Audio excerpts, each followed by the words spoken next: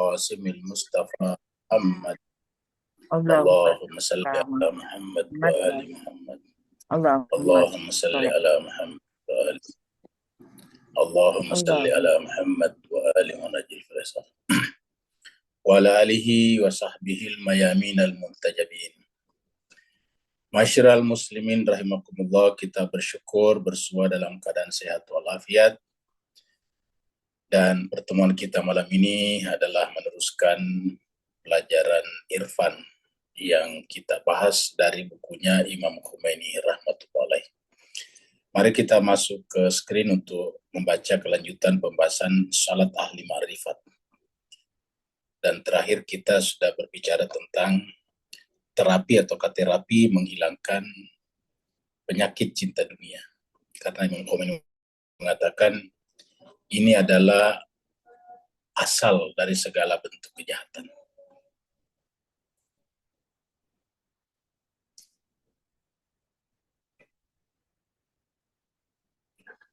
Ini pembahasan kita terakhir ya. Jadi membahas ini di atas judulnya ya. Cinta dunia sumber kealpaan kalbu. Cinta dunia sumber kealpaan. Kealpaan itu apa ya? Kelalaian kalbu. Ketika dunia kita jadikan sebagai sesuatu yang tertinggi, maka kalbu kita akan tertutup bagaikan matahari yang tertutup oleh awan. Sebagaimana juga fitrah kita tertutup oleh cinta dunia. Makanya ketika orang cinta dunia cenderung melakukan apa saja. Dan ini yang terjadi dalam dunia modern kita sekarang, terutama di negara-negara kita mayoritas Islam, di mana korupsi dan sebagainya masih merajalela. Padahal kita tahu orang beragama sholat saja 5 kali sehari semalam, berhaji minimal sekali seumur hidup, puasa setiap Ramadan, setiap tahun. Harusnya itu semuanya cukup untuk membuat mata hati kita menyala, bersinar. Tetapi yang terjadi adalah alpa dari mengingat kepada Allah Subhanahu wa taala ketika bertemu dengan hal-hal yang sifatnya duniawi. Nah, penyebabnya tentu seperti yang dibahas oleh Imam Khomeini di bab yang ke-12 ini, bahwa cinta dunia sumber kealpaan kalbu. Karena nanti kalau kita cinta dunia itu pasti kita berpikir selalu kalkulatif, menghitung. Kalau saya melakukan ini saya dapat apa? Nah, seperti itu. Selalu berpikir dapat apa, sehingga kemudian ya benar-benar hati tergantung kepada dunia. Kalau tidak mendapat dunia, tidak berbuat apa-apa, tidak beramal. Padahal harusnya kan tidak seperti itu. Harusnya justru dengan beramal, maka kemudian semua kebutuhan kita akan dipenuhi oleh Tuhan. Tanpa harus niatkan ke situ. Karena setiap amal kita niatnya adalah mendekatkan diri kepada Allah, atau qurbatan ilallah, atau taqarrub kepada Allah Subhanahu wa taala. Nah, inilah menjadi masalah, sehingga kemudian agama pun nantinya juga bermasalah. Karena kalau para agamawan atau para pembawa agama itu juga cinta dunia, ini juga menjadi masalah ya. Agama di sebelah kita, agama non-Islam misalnya, itu cenderung juga menjadi masalah karena para agamawannya juga seperti itu, cinta dunia. Sehingga kemudian terjadi penyalahgunaan wewenang ataupun otoritas keagamaan ya, seperti ini. Oleh sebab itulah memang inti daripada agama ini adalah bagaimana kalbu itu tidak lagi berkiblat kepada apapun selain daripada kepada Allah, yaitu rumah Allah. Kita teruskan pembahasan kita minggu lalu ya. Terakhir kita sampai di tanggal 1 ini, tanggal 1 Februari. Tanggal 1 Februari ini kita ringkas sedikit pelbagai ma'rifat dan ajaran ilahi, tauhid dalam asma, sifat, tindakan, dan zat Allah, mencari dan menyaksikan zat yang maha besar, semua itu bertentangan dengan sifat dunia, dengan cinta dunia maksudnya, dengan sifat cinta dunia. Jadi artinya kalau kita memiliki sifat cinta dunia, ya tidak mungkin kita ma'rifat kepada Allah, tidak mungkin kita sampai kepada hakikat tauhid, ya tidak mungkin kita sampai kepada Allah itu sendiri, tidak mungkin kita mukasyafah, tidak mungkin kita musyahadah. Ketenangan jiwa, kedamaian pikiran, dan keheningan kalbu yang merupakan esensi dari kebahagiaan kebahagiaan di dunia ini tidak akan berhimpun bersama sifat cinta dunia. Jadi ketenangan jiwa, kedamaian pikiran, keheningan kalbu yang merupakan esensi dari kebahagiaan di dunia ini tidak akan berhimpun bersama sifat cinta dunia. Ya. Jadi artinya kalau kita cinta dunia tidak mungkin melahirkan ketenangan jiwa, tidak mungkin ada kedamaian dalam pikiran, tidak mungkin ada keheningan kalbu seperti itu. Ya. Bahkan akhirnya tidak akan ada kebahagiaan. Ya. Kekayaan kalbu, kemuliaan ini, namanya kekayaan kalbu itu artinya merasa cukup dengan Allah. Ingat ya, namanya kekayaan kalbu itu merasa cukup dengan Allah. Ya. Jadi kalau kita kaya kalbunya cukup dengan Allah. Hasbi Allah, cukuplah Allah. Wa may yatawakkal 'ala Allah fahuwa hasbuh. Siapa yang bertawakal kepada Allah, maka itu cukup baginya. Ya. Kekayaan kalbu, kemuliaan jiwa, dan kebebasan bermuara pada ketidakpedulian terhadap dunia. Kata tidak peduli itu bukan berarti tidak cari dunia ya. Maksudnya itu hati kita tidak terpanggil ke sana. Ya. Sehingga kalau ada masalah-masalah tidak begitu berbekas, tidak berbekas dalam hati. Sebagaimana kefakiran jiwa, kehinaan, kerakusan, penghambaan, dan sifat menjilat lahir dari rasa cinta dunia. Jadi fakir, merasa apa namanya, maksudnya jiwanya itu kering, ya, hina, merasa hina dan sebagainya, rakus. Kata hina di sini hina dalam pengertian bukan hanya merasa hina saya, tapi memang hina. Ya. Itu lahir dari rasa cinta dunia. Empati, kasih sayang, tali persaudaraan, dan kecintaan adalah sifat-sifat yang bertentangan dengan cinta dunia. Ya. Artinya kalau orang cinta dunia tidak mungkin ada merasa bersaudara, karena persaudaraan bisa dianggap dihitung selama persaudaraan itu bisa mendatangkan keuntungan. Begitu tidak dapat mendatangkan keuntungan, ya saudara menjadi tidak ada. Itu ya cinta. Cinta itu ada kalau ada dunianya. Kalau tidak ada dunianya, cinta tidak ada. Sementara kebencian, kedengkian, penindasan, pemutusan hubungan persaudaraan, kemunafikan, dan sifat-sifat tercela lainnya terlahir dari induk penyakit ini. Ya, jadi cinta dunia. Sekarang kita masuk pada paragraf baru. Dalam kitab Misbahus Syariah, Misbahus Syariah, Misbah Asy-Syariah. Misbah itu adalah pelita, lampu, sedangkan Asy-Syariah ya syariat. Imam Ja'far, ini judul buku ya. Imam Ja'far As-Sadiq alaihi salam berkata, jadi Imam Ja'far ini adalah Aba Abdillah yang kedua. Dunia bagaikan sebuah sosok. Ingat, kata-katanya bagus. Dunia ini bagaikan sebuah sosok. Sosok itu apa? Orang. Sosok seseorang. Ya, gitu. Dunia ini bagaikan sosok. Kepalanya adalah kesombongan. Artinya kalau ada orang banyak dunianya, dia merasa sombong, merasa angkuh. Bahkan seakan-akan bisa membeli segala-galanya. Matanya adalah ambisi. Telinganya adalah keserakahan. Kepalanya adalah kesombongan, matanya adalah ambisi. Telinganya adalah keserakahan. Lidahnya adalah sifat pamer. Tangannya adalah syahwat. Kakinya adalah ujub. Ujub itu takjub pada diri sendiri, bangga diri. Kalbunya adalah kelalaian. Kalbunya adalah kelalaian. Susunan tubuhnya adalah kesirnaan. Dan buahnya adalah kelenyapan, ketiadaan. Siapa yang mencintainya akan diwariskan padanya sifat sombong. Siapa yang mencintainya akan diwariskan kepadanya sifat sombong. Siapa yang menganggapnya baik akan dikenakan padanya sifat rakus. Rakus itu tidak pernah merasa bersyukur. Siapa yang menginginkannya akan dimasukkannya ke dalam sifat tamak. Siapa yang menjunjunginya akan disematkan padanya sifat pamer. Siapa yang menginginkannya akan dititipkan padanya sifat ujub. Siapa yang merasa tentram padanya akan dikuasai oleh sifat-sifat lalai. Siapa yang mengagumi hiasannya akan disirnakannya. Siapa yang menumpuk-numpuknya dan kikir untuk mengeluarkannya akan dihempaskan ke tempat sejatinya, yaitu api neraka. Jadi bisa dikatakan bahwa surga dan neraka itu bagi dua. Cinta dunia ke neraka, cinta akhirat adalah kepada surga. Makanya kan Allah menginginkan kepada kita akhirat. Ya, jadi Allah menginginkan akhirat pada kita. Dan kalau kita menginginkan kehendak kita sama dengan kehendak Allah, berarti kan akhirat juga. Jadi Al-Quran itu dijelaskan bahwa kehendak Allah itu adalah akhirat. Ya. Coba kita lihat di sini. Ya. Allah menginginkan kita itu akhirat sebetulnya. Jadi yuridu, ya.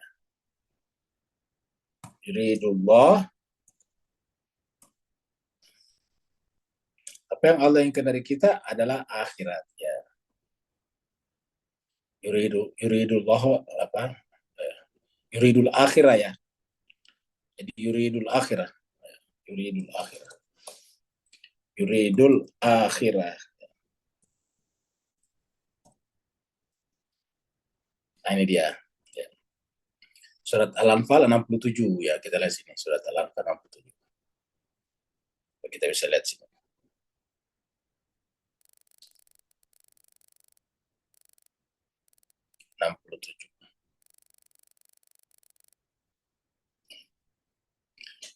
Maka nali nabiyin ayyakuna lahu asra. Tidak mungkinlah bagi nabi itu mempunyai tawanan perang, tawanan lah. Jadi tidak mungkin nabi menawan orang, memenjarakan orang. Ya, tidak mungkin nabi memenjarakan orang. Mana tadi ini? Ya. Jadi tidak mungkin nabi itu memenjarakan orang. Ya.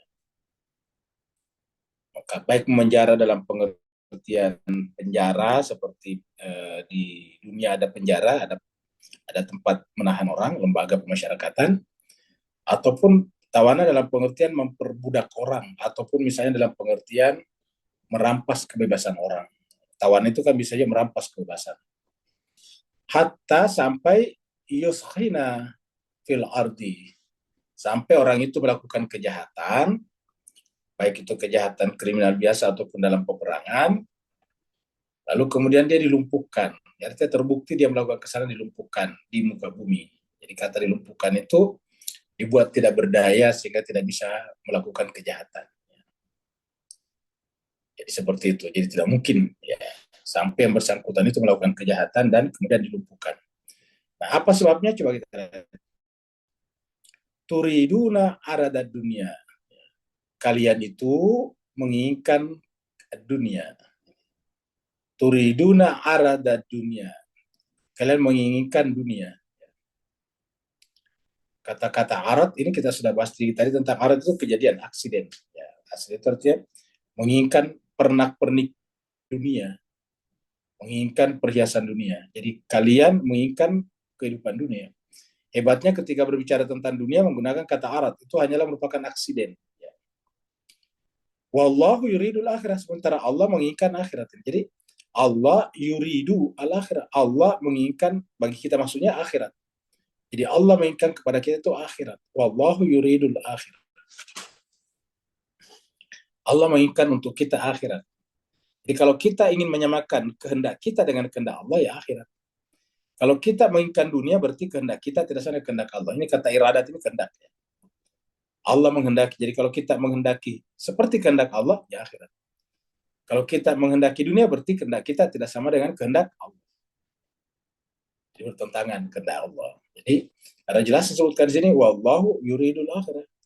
Allah menginginkan kita dengan akhirat. Itu sebabnya di dalam Al-Quran ini berkali-kali menjelaskan ini, ya, kata kalimat ini. Maksudnya dideskripsikan, dijelaskan. Wallahu yuridul akhirah. Ya. Contohnya misalnya surat Ad-Duha. Ya. Kita lihat surat Ad-Duha misalnya. Surat Wad-Duha wal-Laili. Ya. Ad-Duha ya, kita lihat di sini. Ayat 4. Walal akhiratu, lamnya ini taukid, dalam bahasa Arab itu benar-benar.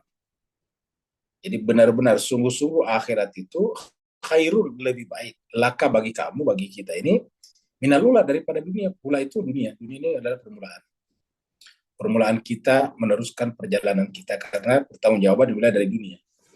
Jadi akhirat itu jauh lebih baik daripada dunia bagi kalian. Di surat Al-A'la juga ada ya.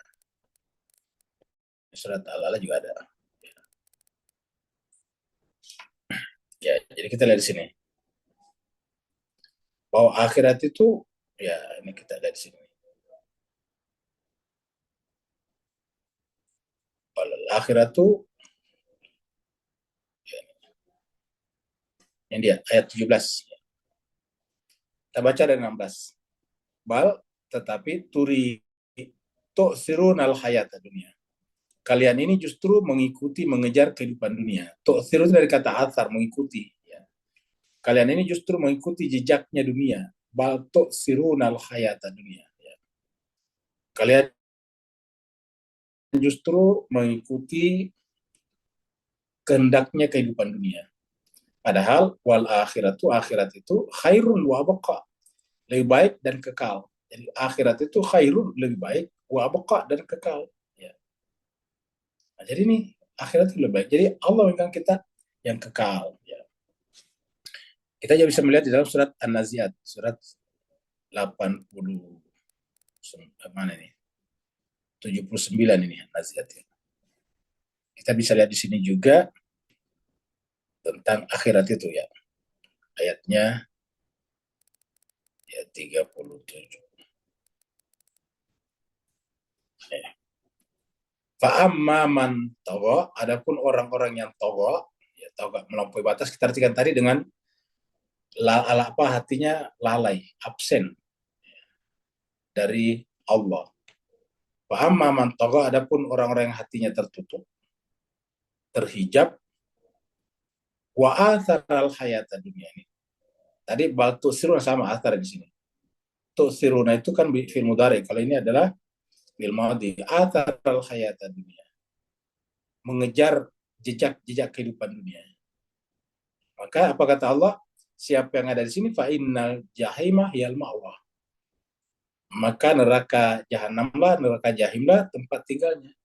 Jadi bisa diartikan bahwa mengosongkan diri daripada akhirat menyebabkan masuk surga. Neraka. Mengosongkan hati, jiwa dari dunia, masuk surga. Jadi wa ataral hayata dunia fa innal jahimah yal ma'wa. Sebaliknya wa amma man khafa maqama rabbih. Sebaliknya siapa yang takut kepada makam. Apa tadi makam Tuhan kita? Iradatnya akhirat. Kan tadi katakan akhirat. Ya. Maka apa yang terjadi? Wa nahan nafs anil hawa. Mencegah ya nafs kita dari hawa nafsu. Tadi ada pertanyaan dari Mbak Sani waktu kita sore. Wa nahan nafs anil hawa. Fa innal jannata, ini surga, mahyal ma'wa. Jadi surga lawannya tadi adalah al-jahim di sini. Kalau al-jahim itu adalah atar al-hayata dunia, maka kalau al-jannah itu adalah ya man khafa maqam rabbih wa nahan nafs anil hawa. Barulah fa innal jannata hiyal ma'wa. Jadi banyak di dalam Al-Qur'an. Ya, kita tinggal maukah kita mengikutkan kehendak kita pada kehendak Allah. Kalau kita menginginkan kehendak kita sama kehendak Allah, berarti tadi yuridul akhirah. Allah menginginkan kita akhirat. Jadi iradatnya Tuhan kepada kita adalah akhirat. Jadi kita kembali lagi ke sini. Ya, jadi kita sudah lihat bahwa siapa yang mengagumi hiasannya akan disirnakannya, siapa yang menumpuk-numpuknya dan kikir untuk mengeluarkannya akan diempaskan ke tempat sejatinya, yaitu api neraka. Dalam kitab Irsyad Al-Qulub, Irsyadul Qulub, jadi dalam kitab Irsyad Al-Qulub, petunjuk hati, irsyad itu jalan yang benar, ingat kata-kata mursyid. Dalam kitab Irsyad Al-Qulub, Ad-Dailami meriwayatkan dari Amirul Mukminin Imam Ali alaihissalam dari Nabi Shallallahu alaihi wasallam yang bercerita tentang peristiwa malam Mi'raj. Allah SWT berfirman kepada nabinya, wahai Ahmad, atau Muhammad, apabila seorang hamba bersalat sebanyak salatnya para penghuni langit dan bumi, lalu berpuasa sebanyak puasanya para penghuni langit dan bumi, lalu menahan diri dari makan seperti para malaikat, menyandang pakaian para ahli ibadah, lalu kulihat di dalam kalbunya ada cinta pada dunia, maka popularitasnya, pangkatnya, atau perhiasannya sebesar Sarah sekalipun, maka kelak dia tak akan berada di rumahku. Bayangkan ini. Seandainya kita salat sebanyak salatnya para penghuni langit dan bumi. Artinya kita salat setiap saat sampai jidat kita hitam. Berpuasa setiap hari sebanyak puasanya para penghuni langit dan bumi. Kita menahan diri dari makan seperti para malaikat. Kita diet setiap saat. Seperti mana malaikat tidak makan. Kita menyandang pakaian para ahli ma'rifat, ahli ibadah, jadi abid. Tetapi apa kata Tuhan dalam hadis ini? Lalu kulihat, kunya Tuhan, lalu aku Tuhan melihat di dalam kalbu orang itu, di dalam hati orang itu ada cinta pada dunia, ya, cinta pada popularitas. Namanya dunia itu kan popularitas, pangkat, atau perhiasan dunia, walaupun cinta itu hanya sebesar zarah, walaupun cinta pada dunia itu hanya sebesar zarah sekalipun, maka kelak dia tidak akan berada di rumahku. Tidak akan berada di rumahku. Akan kucabut dari kalbunya kecintaan padaku, dan akan kugelapkan kalbunya hingga dia lupa padaku, serta tidak akan kuberikan padanya rasa manisnya kecintaan kepadaku. Tidak akan pernah merasakan manisnya cinta kepadaku. Nah, jadi jamaah sekalian berbahagia, ini mirip dengan hadis dari Sunni juga, dari Kutubus Sittah. Coba kita lihat di sini ada hadis. Nah, di sini ada hadis mana tadi? Ini hadis Muslim, riwayat Muslim. Nomornya 131. Kita baca hadisnya. Haddatsana Muhammad bin Musanna, Muhammad bin Al-Musanna, wa Muhammad bin Bashar, wa Ibrahim bin Dinar, jami'an Yahya, semuanya sumbernya dari Yahya bin Hamad. Qala berkata. Kata siapa? Qala binul Musanna, putranya Musanna berkata, haddatsani Yahya. Yahya tadi di sini nih, ya. Yahya berbicara, haddatsani Yahya ibnu Muhammad. Yahya bin Hamad berbicara atau menyampaikan kepadaku. Akhbarna Syu'bah, juga dari Syu'bah, an Abana ibni Taglib, an Fudail al-Fuqaimi, dari Fudail al-Fuqaimi, an Ibrahim an-Nakhai, dari Ibrahim an-Nakhai, an Alqamah, dari Alqamah, an Abdullah bin Mas'ud, dari Abdullah bin Mas'ud, Abdullah ibn Mas'ud. Anin Nabi sallallahu alaihi wa alihi wasallam, dari Nabi sallallahu alaihi wasallam, qal berkata. Kata-kata ini bagus kita simak ini. La yadkhulul jannata, tidak akan masuk surga, tidak yadkhulu, akan masuk al jannah, surga,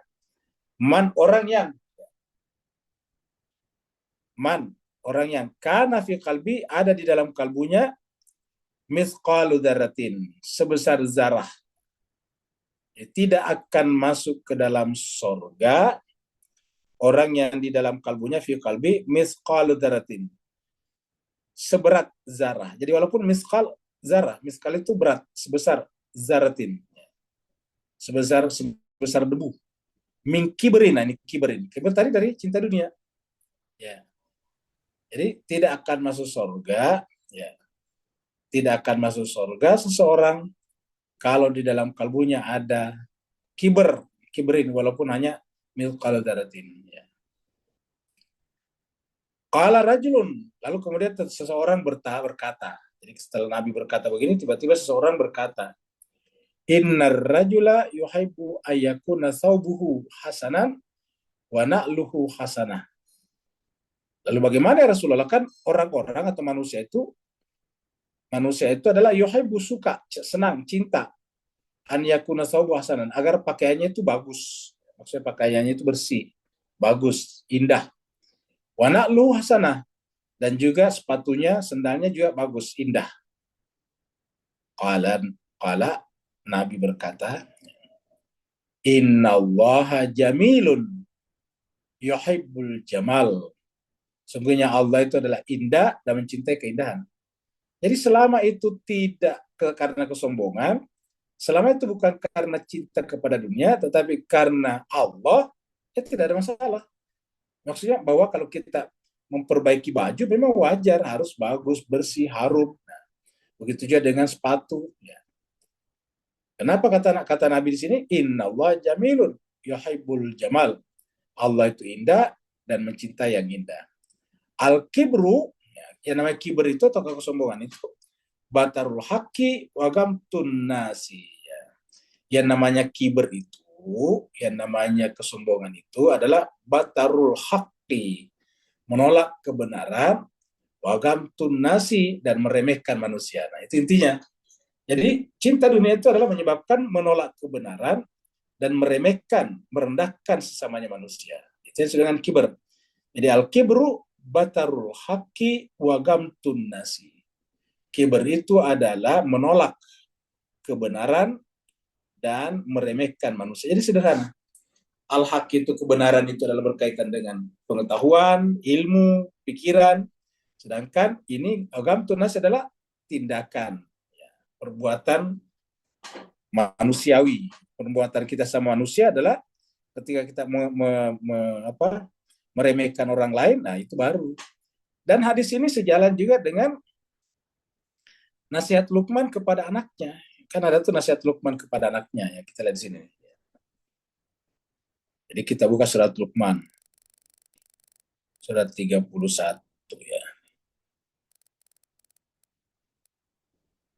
Ya. Nah, di sini katakan, ya ini ada, nah ini dia. Ayatnya kita langsung ke ayat 18. Jadi ini la tusair kepada anaknya kan dimulai dengan ya bunaya, ini ya bunaya, sambungannya ke bawah. Ya bunaya aqimis salata dan seterusnya, baru kemudian wala tusair haddaka linnas. Janganlah engkau berjarak dengan manusia. Maksudnya jangan kau palingkan wajahmu dari manusia. Maksudnya itu jangan kamu berjarak. Jadi selalulah hidup berdampingan dengan siapapun juga. Itu yang pertama. Jadi kita tidak boleh menyendiri dalam kehidupan ini. Kita selalu harus bersama dengan orang lain. Dalam Al-Quran dikatakan, warka'u marakin, selalulah bersama dengan orang lain. Wala tamshi fil ardi maraha, dan jangan berjalan di muka bumi maraha dengan angkuh. La tamshi fil ardi maraha. Tadi sore kita terangkan juga ini kata tamshi dari kata masya yamshi, itu adalah berjalan. Lahirlah filsafat masyaiyah, filsafat jalan-jalan. Jadi wala tamshi fil ardi maraha, dan jangan engkau berjalan di muka bumi maraha, dalam keadaan angkuh. Apa sebabnya? Inna Allah, sungguhnya Allah, la yuhibbu, tidak menyukai, tidak mencintai, kulla, tiap-tiap mukhtalim fakhur. Allah tidak mencintai, menyukai setiap orang yang mukhtalin, sombong dan suka membangga-banggakan dirinya. Nah, apa yang menyebabkan orang mukhtalin fakhur tadi berdasarkan hadis Imam Ja'far, yaitu cinta dunia. Ini sudah konsisten semuanya Al-Quran itu. Konsisten semuanya. Ya. Nah, jadi kita kembali lagi ke sini. Hadis-hadis senada sedemikian banyaknya. Jadi makanya tadi kita lihat banyak sekali hadis seperti itu. Hadis-hadis senada sedemikian banyaknya hingga tak mungkin termuat dalam lembaran-lembaran buku ini. Jadi untuk hadisnya saja, kalau dikumpulkan, tebal sekali buku ini jadinya. Jika telah diketahui bahwa cinta dunia adalah sumber dan pangkal segala kebejatan, maka sudah seharusnya manusia berakal yang peduli pada kebahagiaannya untuk mencerabut akar-akar pohon ini dari kalbunya. Nah, jadi ini jelas sekarang. Ini menarik ini untuk kita kasih untuk kita kasih tanda ya. Jika telah diketahui ya, bahwa cinta dunia adalah sumber dan pangkal segala kebejatan, maka sudah seharusnya manusia berakal yang peduli pada kebahagiaannya untuk mencerabut akar-akar pohon dunia ini dari kalbunya. Gitu ya. Jadi jika telah diketahui bahwa cinta dunia ini adalah sumber dan pangkal segala kebejatan, maka sudah seharusnya manusia berakal yang peduli pada kebahagiaannya untuk mencerabut akar-akar pohon ini dari kalbunya. Ya, harus kita cabut dari kalbu kita. Nah, itulah sebabnya dalam Al-Quran itu perintahnya adalah berinfak, bukan menerima infak. Tidak ada dalam Al-Quran menerima, yang ada berinfak. Semua orang dianjurkan untuk memberi. Kenapa? Karena memberi itu artinya mencerabut. Ya. Mencerabut akar-akar pohon dunia dari dalam jiwa kita. Caranya dilatih dengan memberi. Ya. Sama misalnya, kalau pembahasan sebelumnya, kalau kita ingin melatih jiwa kita dengan kata-kata yang indah, dimulai dengan kata-kata di lisan kita. Karena kata Imam Khomeini sebelumnya, bahwa jiwa kita itu bagaikan anak kecil. Anak kecil itu tergantung apa yang dia dengar. Kalau kita orang dewasa berbicara A, dia pun mengatakan A. Begitulah seterusnya.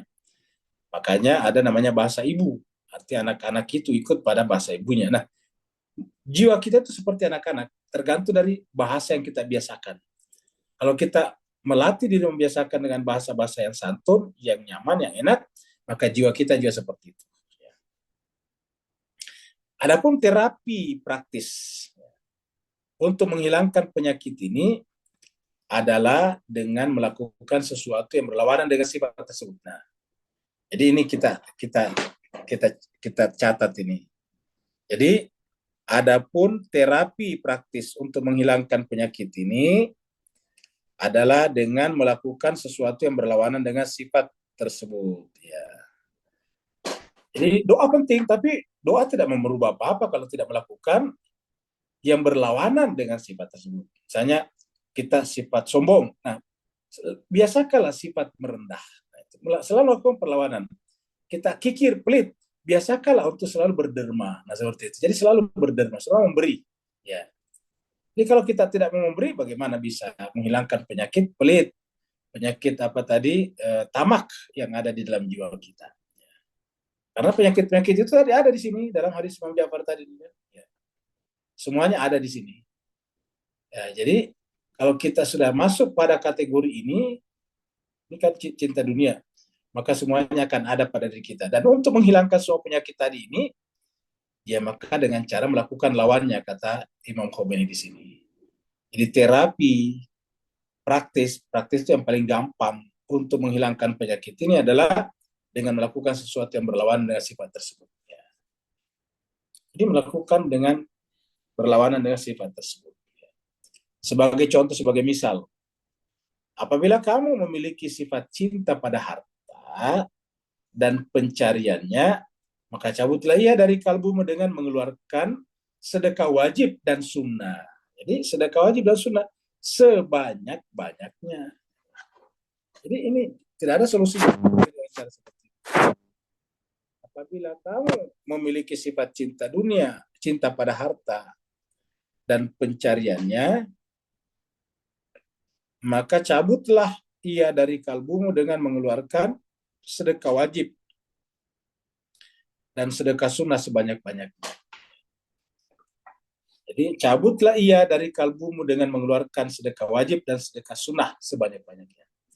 Salah satu rahasia sedekah adalah mengurangi rasa keterpautan pada dunia. Jadi salah satu rahasia sedekah adalah mengurangi rasa keterpautan pada dunia. Sampai di dalam Al-Quran pun, kalau kita ingin berbicara dengan Rasul pun, harus bersedekah. Pembahasan kita kemarin di surat At-Taubah. Jadi surat At-Taubah itu berbicara juga tentang itu. Jadi salah satu rahasia sedekah adalah mengurangi rasa keterpautan pada dunia. Itulah mengapa seseorang disunahkan untuk menyedekahkan sesuatu yang disukai dan diminatinya. Itulah sebabnya mengapa seseorang disunahkan untuk menyedekahkan sesuatu yang disukai dan diminati. Ingat, jadi kalau kita bersedekah ini, bersedekah, ya, tadi sedekah, maka yang disukai, ya, sesuatu yang disukai. Ayatnya ini surat Lantanalul Bir, ya, surat Ali Imran. Lantanalul Bir hatta tunfiqu mimma tuhibbun. Lantanalul Bir, kamu sekali-kali dikatakan baik sebelum menafkahkan harta yang dicintai atau sesuatu yang dicintainya. Contohnya gini, kita lihat ini. Ali Imran 192. Ya. Ali Imran 192 ya.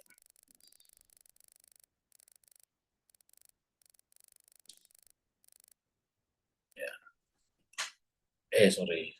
Tadi 92 ya, bukan 192. Ya, 92. Lantanalul birnya. Ya. Lantanalul bir hatta. Jadi sekali-sekali kamu belum mencapai gelar atau tingkatan albir. Albir ini kan di dalam Al-Quran adalah kebajikan paling tinggi. Nanti kita lihat dalam surat Al-Baqarah jadi dikatakan laisal bir antuallu wujuhakum qibala al-masyriq wal maghrib. Dari kata albir nanti lari kata al-abror. Tawaffana ma'al abror. Jadi lan tanalul bir, kamu sekali-sekali tidak akan mencapai derajat albir, ya, kebajikan, hatta sampai. Jadi kata-kata sampai artinya nanti setelah melakukan ini. Apa itu? Tunfiqu, kalian menafkahkan, menginfakkan, mimma tuhibun, dari apa yang kamu cintai. Jadi menafkahkan apa yang kamu cintai. Yang dicintai seorang kebanyakan orang tentu harta. Yang dicintai para ilmuwan tentu ilmunya. Jadi ulama juga harus membagi ilmunya tanpa berharap apa-apa. Kenapa? Dia menginfakkan ilmunya juga. Jadi menginfakkan ilmunya. Ya. Kalau ulama menginfakkan ilmunya, lalu kemudian berharta menginfakkan, nanti ketemu. Yang berilmu mendapatkan sebagian harta dari orang yang berharta dapat ilmu dari orang yang berilmu. Seperti itu. Jadi terjadi namanya pertukaran. Ya. Tapi pertukaran tanpa harus mengharap. Jadi yang mengajar tidak perlu berharap apa-apa, yang berinfak ya tidak perlu berharap apa-apa, sehingga semuanya terjalan dengan baik. Nah, jadi seperti itulah. Jadi Al-Quran katakan lan tanalul birra hatta tunfiqu. Jadi perintah adalah menginfakkan, bukan meminta. Ya, menginfakkan. Ya, perintah itu memberi, bukan meminta. Jangan kita menciptakan konstruksi sosial yang justru meminta. Ini berbahaya, nanti menjadi masyarakat pemeras. Ya, apapun pangkat dan jabatan dia memeras. Di tingkat preman dia memeras pengusaha-pengusaha. Nanti jadi anggota DPR memeras juga. Seperti itulah. Jadi aparat negara memeras juga. Kerjanya memeras. Harusnya kan konstruksi sosial itu bukan meminta tapi memberi. Nabi juga mengatakan begitu, bahwa memberi itu tangan di atas lebih baik daripada tangan di bawah. Nah, kalau agama dengan demikian tidak boleh membangun membuat konstruksi sosial meminta. Jadi ya sedikit-sedikit agama meminta itu. Akhirnya menciptakan masyarakat yang meminta. Nah, itulah sebabnya menjelaskan kenapa berdasarkan penelitian rata-rata masyarakat yang dermawan rata-rata tidak bisa berkembang. Ya, masyarakatnya cenderung mohon maaf lamban, bahkan mohon maaf malas. Kenapa? Karena kita sendiri yang memelihara sifat itu. Ya. Jadi janganlah kita membuat orang malas itu keenakan. Ya, kenapa? Karena kalau dibikin malas, dibikin enak, nanti banyak orang malas. Karena banyak orang yang kaslah. Ya. Ngapain kita beraktivitas? Toh tidak beraktivitas dapat makan setiap minggu. Ya. Setiap hari ada pembagian ini, pembagian itu, akhirnya nggak beraktivitas. Ya, makanya kenapa Cina maju itu? Karena Cina itu justru dididik bukan untuk menerima. Apa filosofinya orang tua orang Tionghoa kepada anak-anaknya? Kamu jangan miskin, karena kalau kau miskin tidak ada yang beri kamu. Nah, seperti itu. Kamu jangan miskin, karena kalau kau miskin tidak ada yang beri kepada kamu. Jadi mereka jangan pernah menunggu. Ya. Hanya mereka semuanya aktif. Nah, ini yang menyebabkan kenapa kita lihat masyarakat Cina sekarang luar biasa. Satu-satunya yang bisa menyaingi Eropa, Amerika dari segala sisi adalah Cina. Seperti itu. Jadi lan tanalul bir hatta tunfiqu mimma tuhibbun. Sekali-sekali bukan dikatakan albir sebelum kamu menafkahkan apa yang kamu cintai.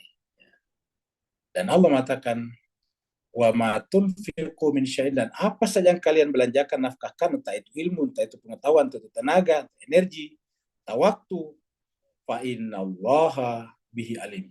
Allah mengetahuinya. Kan ini meyakinkan kita. Ya. Kita tidak perlu berharap. Jadi apa saja yang kamu nafkahkan, sesuatu apapun, maka ketahuilah Allah itu mengetahuinya. Ya. Wa ma tunfiqu min syai'in fa innallaha bihi alim. Allah tahu semua. Jadi Allah catat. Nah, jadi inilah yang dikutip oleh Imam Khomeini di sini nih. Tadi, dari hadis ini tadi. Maaf, ayat ini. Al-Imran 92. Jadi, sekali-sekali tidak sampai kepada kebajikan yang sempurna sebelum kamu menafkahkan sebagian harta yang kamu cintai. Dan kata-kata kebajikan di sini menggunakan kata albir tadi. Menggunakan kata-kata albir. Nah, albir ini yang menyebutkan kesempurnaan agama seseorang. Bisa kita lihat di sini. Surat Al-Baqarah 177 ya. 177. Nah, ini dia. Laisal bir bukanlah albir, sama tadi tulisannya. Laisal bir bukanlah albir. Antuallu apabila kau menghadapkan wujuhakum, wajah kalian, qibal masyriqi wal maghribi, mengarah atau menghadap ke timur ataupun ke barat. Kebajikan itu artinya tidak lokalistik. Kebajikan itu tidak bersifat, tidak berbeda dari satu tempat ke tempat lain. Timur barat sama saja. Makanya walakin akan tetapi albir itu adalah man amana billah. Jadi albir itu, disebut albir dimulai daripada beriman kepada Allah. Wal yaumil akhir. Wal malaikati, malaikat-malaikat. Jadi masuk di sini tadi al yaumil akhir. Malaikat-malaikat. Wal kitab, kitab suci. Wan nabiyyin, nabi-nabi. Wa atal mala ala hubbihi, dan memberikan harta yang dicintainya tadi. Kata al-mal di sini bisa harta, bisa juga ilmu. Atal mala ala hubbihi, apa saja yang kita cintai.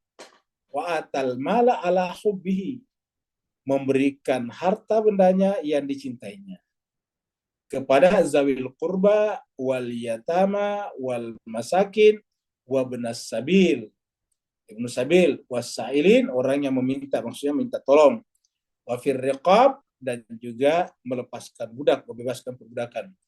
Baru kemudian wa aqamas shalah, berikan salat, ata zakat, memberikan zakat, wal mufuna bi ahdi, memenuhi ahadnya, janjinya, idza ahadu, apabila berjanji, wasabirina fil basa, dan sabar dalam kesempitan, wadarra, sabar dalam kesempitan dan penderitaan, darah ini penderitaan, wahinal bas, dan ketika ada masalah. Ya. Ulaikal ladzina sadaqu, mereka itulah orang yang benar ini. Dua kata tunjuk di sini, ulaika, ulaika. Dua-duanya namanya kata tunjuk isim isyarah.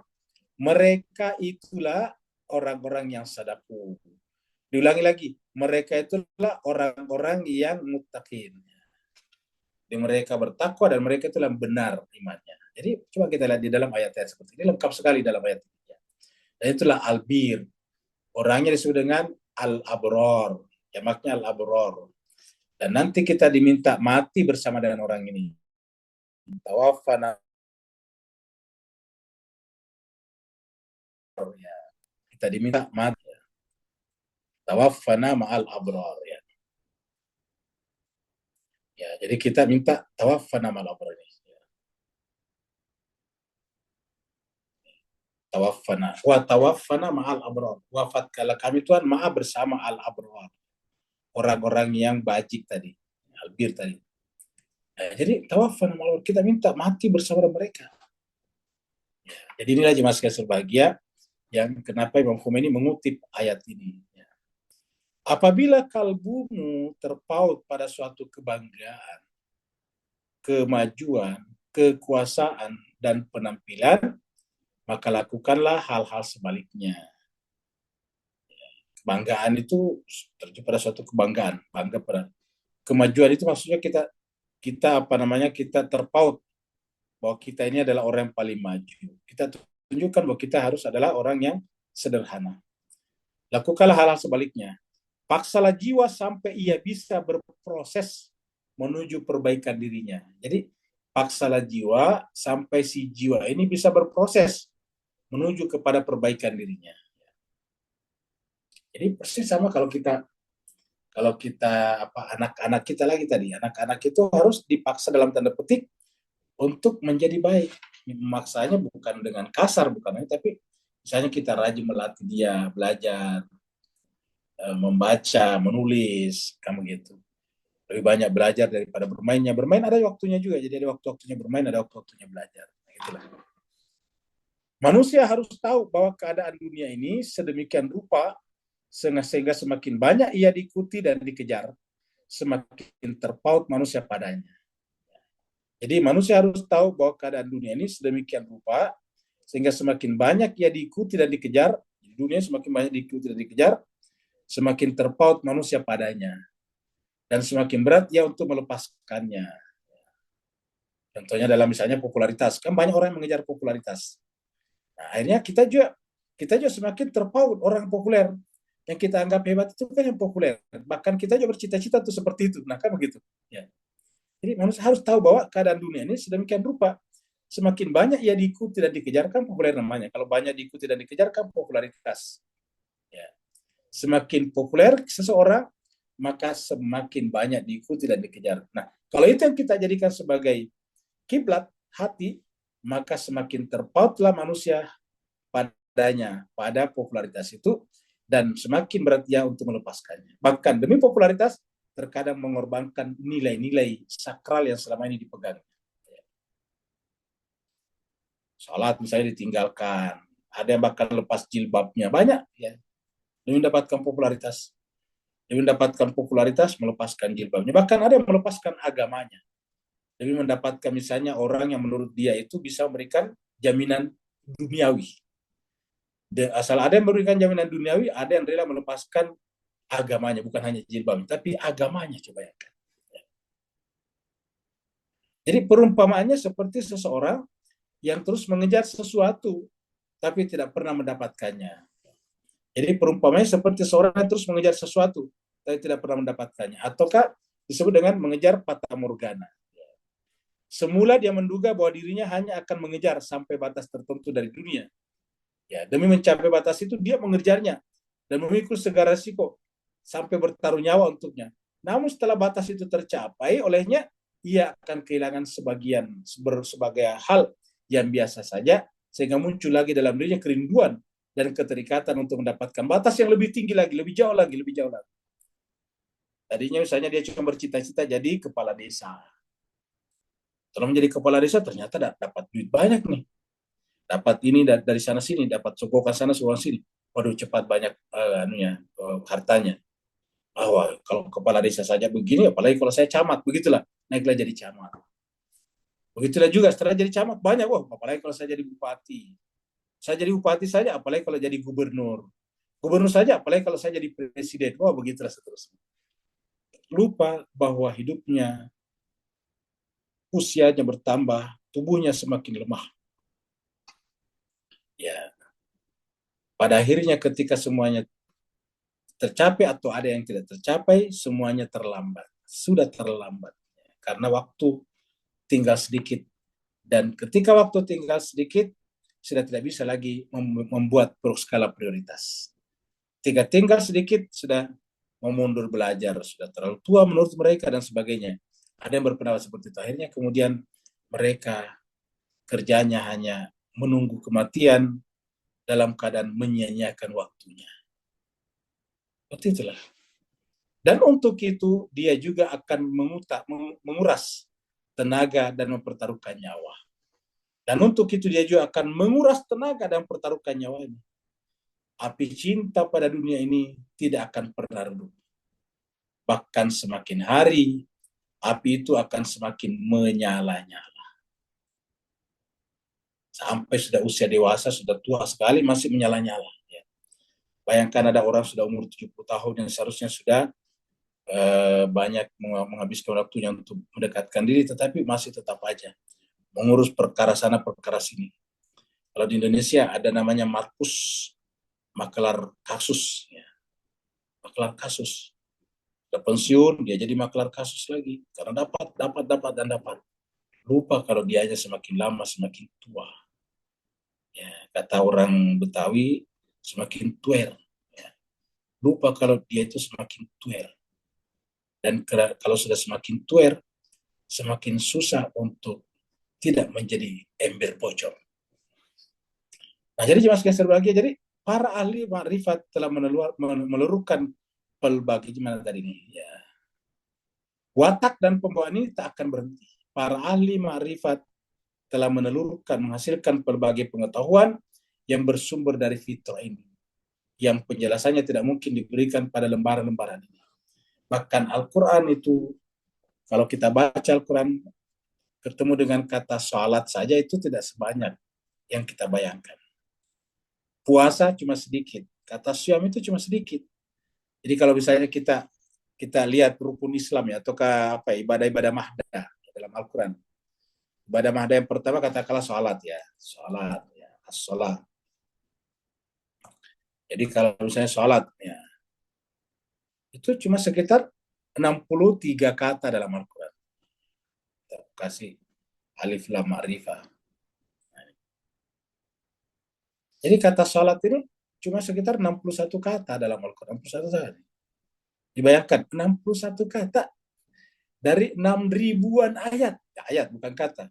Cuma 61 kata dari 6 ribuan ayat dalam Al-Quran. Maaf, 6 ribuan ayat ya, 6 ribuan ayat. 114 surat. 6 ribuan ayat. Jadi salatnya cuma 61. Kalau kita yang kedua lagi, setelah salat apa? Puasa misalnya. Asyam. Ini bahkan cuma kita ketemu dua dalam Al-Quran ini. Cuma surat Al-Baqarah 183, Asyam. Di sini juga ada satu ayat, surat Al-Baqarah 187. Jadi tiga, tetapi ini tiga ayat, tetapi tiga kata, dua ayat. Ayat 183 dan 187. Itu ada kata Asyam ini. Kutiba alaikum syam, uhilla lakum lailatas syam, summa atimus syam. Itu cuma tiga dalam Al-Quran. Ini coba kita lihat sedikit sekali kan. Apalagi misalnya haji. Ya. Haji. Al-Hajj. Ya. Al-Hajj dalam Al-Quran cuma berapa? Ada 5 ini. Ya. Cuma ada 5. Ada 9 apa namanya? 9 kata. Ya. 5 ayat. Jadi 9 kata tapi di 5 ayat. Ini surat Al-Baqarah. Ya. Yas'alunaka 'anil ahilla qul hiya mawaqitu lin-nasi wal hajj. Ya. Al-Baqarah 196. Wa timul hajja wal umrah. Kemudian ilal haji ayamin fil hajj. Ini di sini satu ayat, satu salmilannya sudah 3. Jadi cuma 5 ayat, ingat. Dari 6 ribuan ayat cuma 3 ayat yang ada kata hajinya.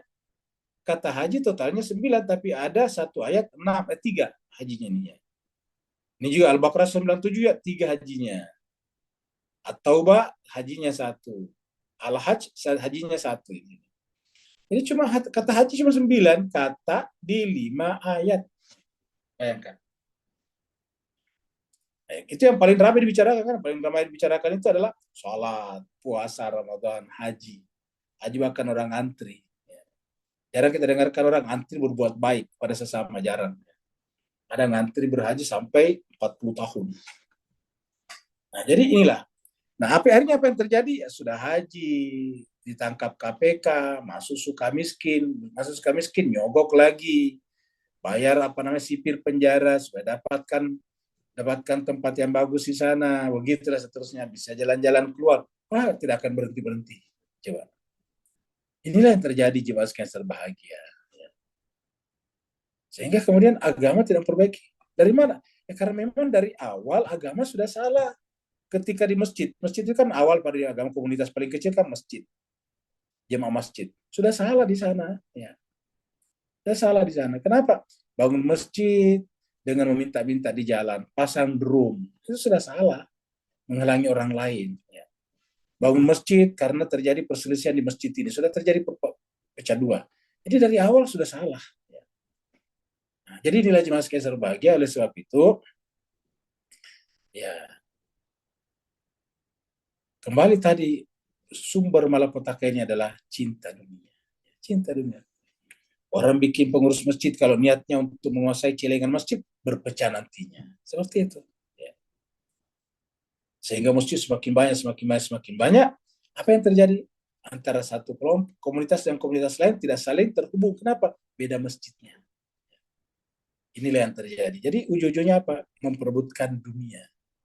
Memperebutkan infak masjid. Memperebutkan zakat, infak, dan sedekah di masjid. Seperti itu. Ini kan jadi masalah bagi kita, bagi umat Islam. Ya. Jadi ada kelompok seperti itu, memperebutkan zakat, infak, sedekahnya umat, ya seperti itu. Nah, sehingga kemudian membuat kelompok supaya mereka juga punya akses kepada Baitul Mal itu. Ya. Nah, inilah yang terjadi jemaah sekalian. Jadi yang paling cinta kepada Allah, ma'rifat kepada Allah, mengenal hakikat dunia tadi, dan seterusnya. Ya, itu yang paling banyak di Quran. Kita baca Al-Quran itu jarang kita ketemu dari kata-kata itu, kata-kata ibadah mahda. Tetapi yang dibanyakin dalam masyarakat kita justru ibadah mahda, padahal ibadah mahda itu kan tetap. Ya. Maksudnya dibanyakin itu sholat, tambah lagi banyak sekali sholat-sholatnya. Sampai lupa tanggung jawabnya kepada keluarganya, kepada tetangganya, dan sebagainya. Kita teruskan lagi. Keadaan di atas tadi sampai di sini ya. Keadaan di atas telah disyaratkan dalam sejumlah hadis mulia, seperti yang terdapat dalam kitab Al-Kafi, diriwayatkan dari Imam Muhammad Al-Baqir, seperti Al-Baqir bin Ali Zainal Abidin bin Imam Hussein. Keadaan orang yang rakus pada dunia bagaikan keadaan ulat sutra. Keadaan orang yang rakus pada dunia bagaikan keadaan ulat sutra. Semakin tebal ulat itu, memintal sutranya, semakin jauh ia dari kemungkinan keluar darinya. Jadi, semakin tebal ulat itu memintal sutranya, semakin jauh ia dari kemungkinan keluar darinya. Sampai akhirnya ia akan mati dalam keadaan duka. Jadi ular sutra seperti itu. Ular sutra dia keluar, kan sutra itu keluar dari bagian belakangnya sutra. Dia keluar, akhirnya kemudian mau terpintal lah itu sutranya, dan dia kemudian terperangkap di dalamnya dan tidak bisa keluar dan mati di dalam keadaan duka. Nah, seperti ini. Nah, jadi dunia seperti itu. Kalau bahasa lainnya seperti lumpur hidup. Kalau kita terjebak dalam lumpur hidup, maka semakin kita bergerak, semakin maju masuk. Kan kalau lumpur hidup itu semakin kita bergerak untuk naik, karena kalau kita bergeraknya kan tidak mungkin langsung dua kaki ya, harus satu-satu. Kaki kiri bertelekan untuk mengangkat kaki kanan. Tapi begitu kaki kiri bertelekan, justru semakin dalam. Gitu. Kita ganti lagi, kaki kanan lagi bertelekan, semakin dalam lagi. Akhirnya semakin tertarik ke dalam, sampai pada akhirnya tertutup oleh lumpur tersebut. Nah, kata Imam Khomeini mengutip Imam Baqir di sini adalah seperti itu. Semakin kita masuk ke dalam, semakin kita terjerembab, dan pada akhirnya tidak bisa keluar, sampai pada tingkat malaikat maut datang menjemput kita, baru kita kemudian menyesal. Baru kita mengatakan, Rabbi, laula akhartani ila ajalin qarib, fasaddaqa wa akun minas salihin. Wahai Tuhan, alangkah senangnya saya, seandainya Engkau bisa menunda kematianku sedikit saja. Agar apa? Agar saya bisa membenarkan agama ini, akhirat ini, lalu kemudian menjadi orang yang saleh. Tapi apakah masih ada waktu itu? Tidak ada. Tuhan mengatakan, la yuakhirallahu nafsan iza jaa ajaluha. Begitu ajal sudah sampai, la yuakhirallah. Allah tidak akan menunda. Apabila datang iza jaa ajaluha, apabila ajalnya sudah sampai. Nah, yang terjadi pada saat itu hanyalah tinggal penyesalan belaka saja. Nah, jadi inilah contoh-contoh tentang orang yang rakus kepada kehidupan dunia. Jadi kita sampai di sini tanggal 8 bulan Februari 25. Nah, jadi inilah apa namanya bahayanya cinta dunia. Tapi ingat, kita harus memahami ini dengan benar, dengan positif. Jangan berarti bahwa tidak boleh cinta dunia lantas tidak mencari dunia. Bukan hal itu maksudnya. Ya, maksudnya itu kita mencari dunia ini dalam rangka apa? Satu, tanggung jawab kita. Kita sudah bahas ini waktu ada pertanyaan dari Pak Syuhada dulu di Tadabur tentang walata bagi apa walatan sanasibaka minad dunia di surat Al-Qasas. Latan sanasibaka minad dunia. Nasib di situ adalah jangan lupakan tanggung jawab duniamu. Ya, kita ke akhirat tapi kita punya tanggung jawab membesarkan anak-anak. Ya, karena di atas dikatakan kita tidak boleh meninggalkan anak-anak dalam keadaan terlantar, dalam keadaan lemah. Itu harus jadi dalam rangka tanggung jawab. Jadi kalau kita baca ayat latan sanasibaka itu 20 surat 28 ya Al-Qasas ayatnya 77.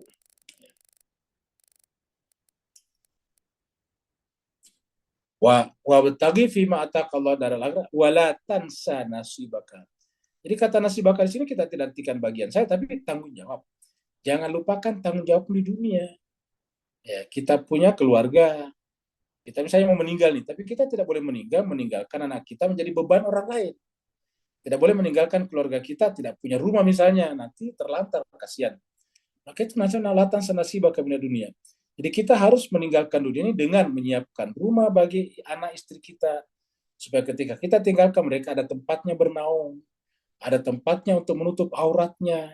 Ada tempatnya untuk melepaskan diri dari panas dan dingin seperti itu. Ada pendapatan yang mereka bisa gunakan untuk hidup setiap hari. Itu namanya walatan sanasibaka minad dunia. Kita harus meninggalkan anak kita dengan terpelajar, dengan pintar, dengan dan seterusnya. Dia punya pendidikan yang baik, ya, soleh-soleha. Nah, itu adalah tansa nasib dunia. Ya, tidak boleh meninggalkan dalam keadaan terlantar. Inilah yang dimaksud dalam surat An-Nisa ini. Ya. Surat 4 An-Nisa ini. Ayatnya ayat 9. Ayat 9 mengatakan apa? Wal yakhshal ladina lau tarakundala orang-orang yang seandainya meninggalkan. Jadi orang-orang, jadi kita simpan dulu ini kita bicara dari sini. Orang-orang yang sekiranya meninggalkan min khalfin di belakang mereka, maksudnya meninggal dan meninggalkan di belakang mereka di dunia ini siapa? Zuriatan. Anak-anak keturunan diafa yang lemah secara intelektual, lemah secara sosial, lemah secara finansial. Ya. Hendaknya apa? Yakhsha, hendaklah takut. Wal yakhsha, hendaklah khawatir. Hendaklah yakhsha, hendaklah merasa berpikir tidak boleh seperti itu. Tidak boleh meninggalkan mereka dalam keadaan lemah. Nah, mereka ini ada kata khafu lagi 2 kali di sini. Ada yakhsha, ada khafu. Kalau yakhsha di sini lebih kepada mereka, khafu dalam pengertian takut terjadi apa-apa kepada mereka. Alaihim. Jadi hendaklah kalau orang beriman itu jangan sampai meninggalkan. Maka falyattaqullah, bertakwalah. Jadi orang bertakwa kepada Allah itu adalah latan sanasibaka minad dunia. Tidak melupakan tanggung jawabnya kepada dunia, terutama kepada lautaraku min khalqim dzurriyyatan di'afa. Seandainya dia pergi meninggalkan di belakangnya keturunan yang lemah. Ya. Jadi kita mencari itu dalam rangka itu. Ya, dalam rangka itu. Ya. Falyattaqullah, maka hendaklah bertakwa kepada Allah, wal yaqulu, dan hendaklah berkata qaulan sadida. Jadi yang kita ajarkan kepada mereka adalah kemandirian intelektual dan finansial.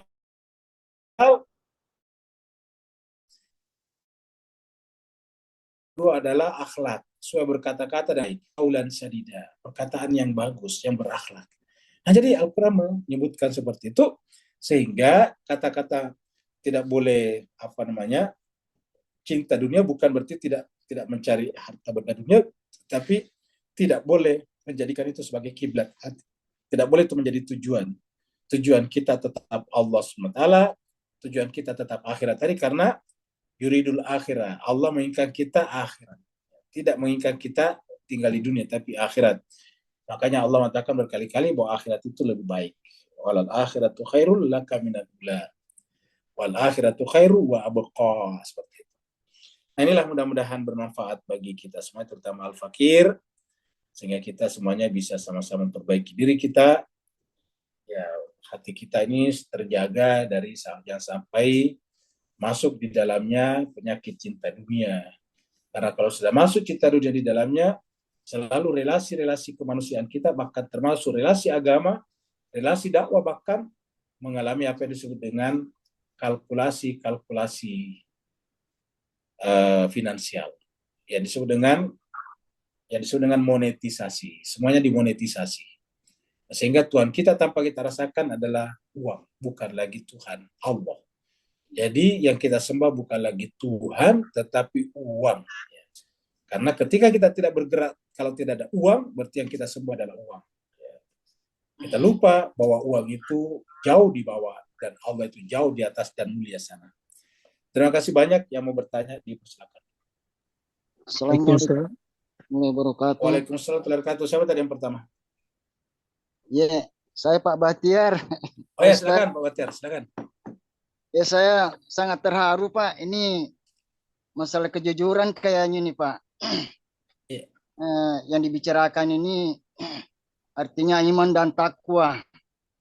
Artinya selalu dianukan di Jumat itu bahwa disampaikan bahwa hendaklah kita semua bertakwa, dalam arti kalau bahasa umumnya melaksanakan segala perintah Allah dan menjauhi segala larang-larangannya.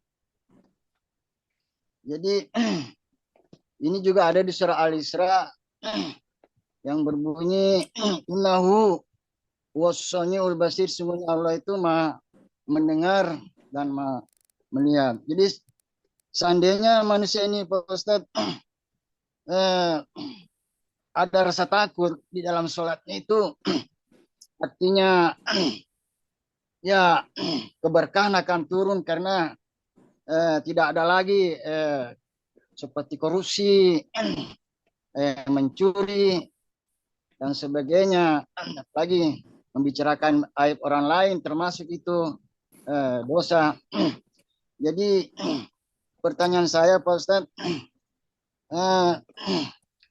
ini sudah sering disampaikan di mana-mana gitu di masjid bahwa hendaklah kita bertakwa kepada Allah dan melaksanakan segala perintahnya.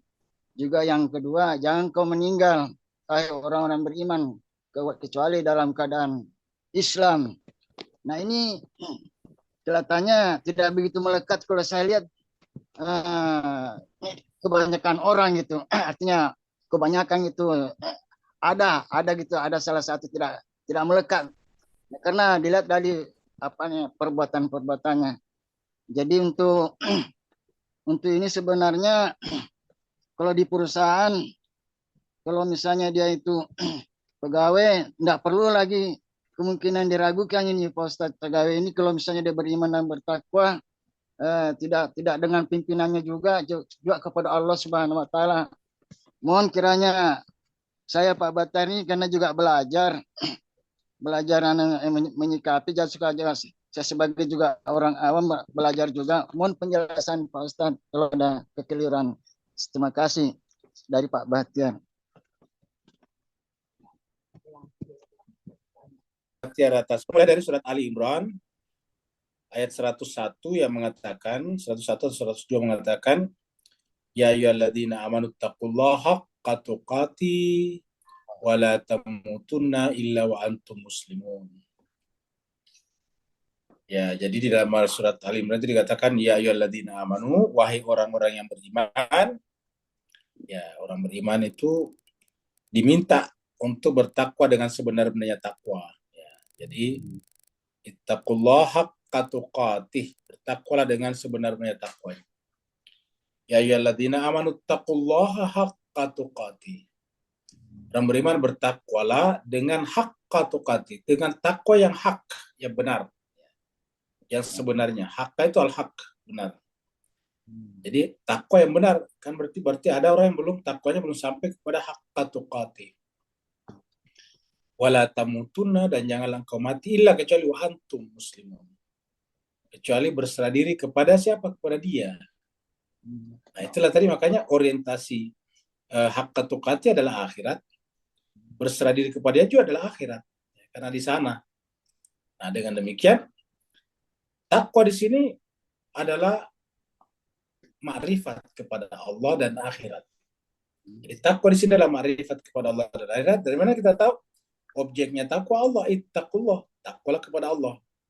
Kemudian terakhirnya wala tamutunna, jangan pernah mati kecuali kalian dalam keadaan berserah diri. Berserah diri kepada siapa?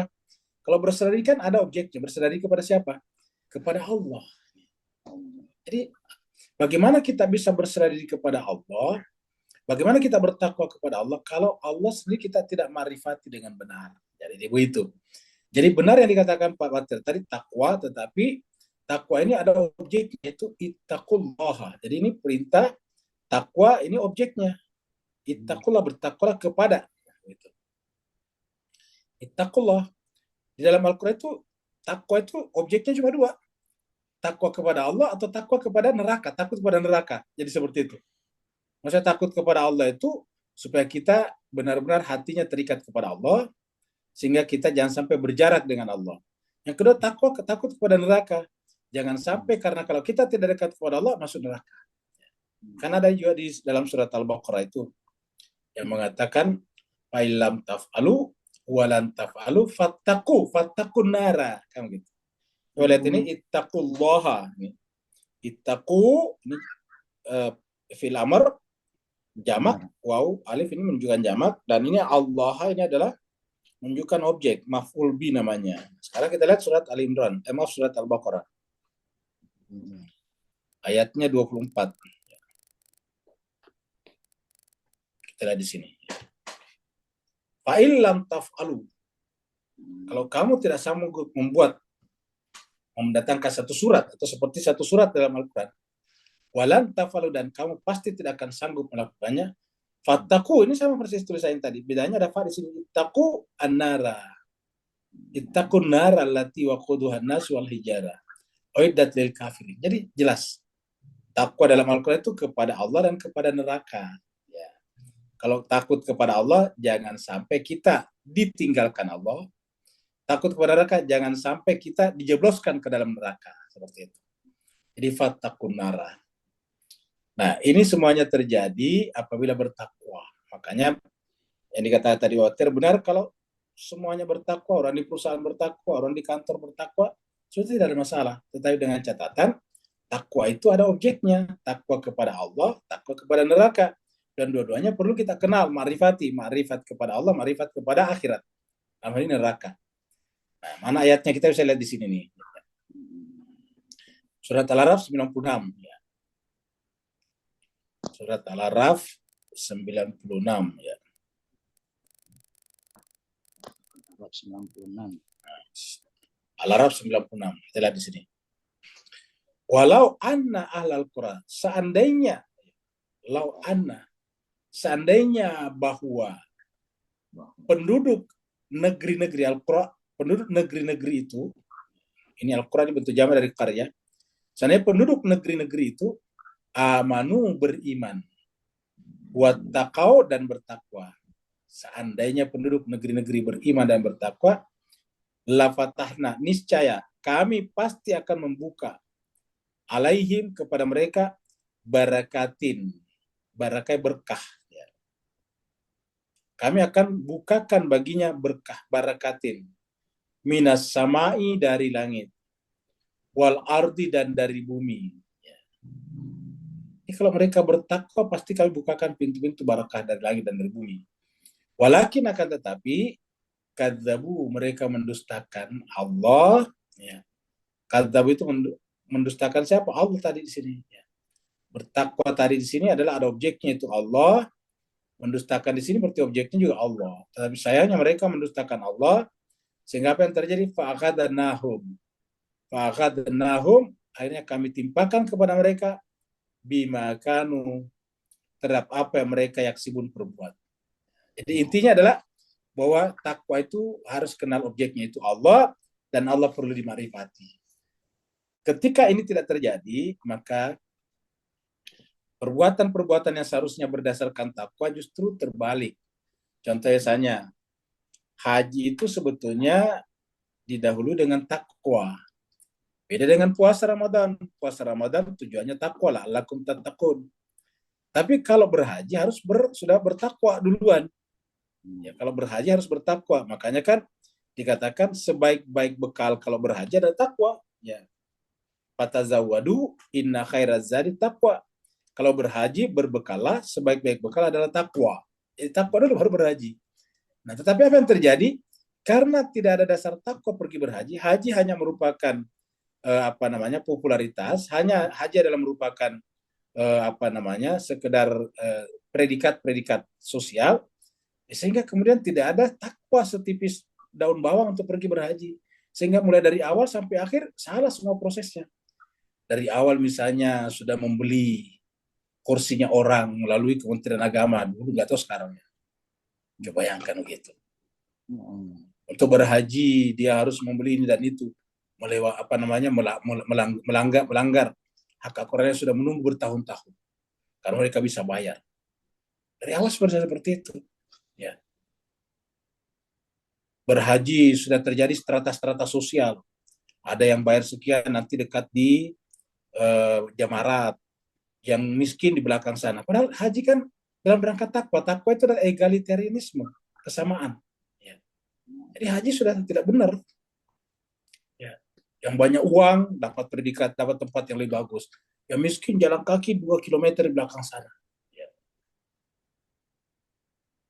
Nanti sampai di sana juga untuk mencium hajar aswad nyogok lagi.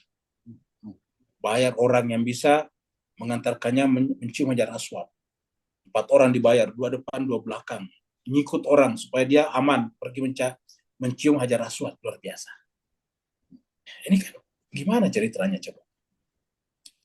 Membayar orang, nyogok orang untuk mencium hajar aswad. Orang yang dibayar ini ngikut orang kiri kanan. Artinya apa? Tidak ada nilai kemanusiaan di sana. Yang penting saya harus mencium hajar aswad. Peduli amat kalian tersungkur atau tidak. Apa ini kalau bukan egoisme?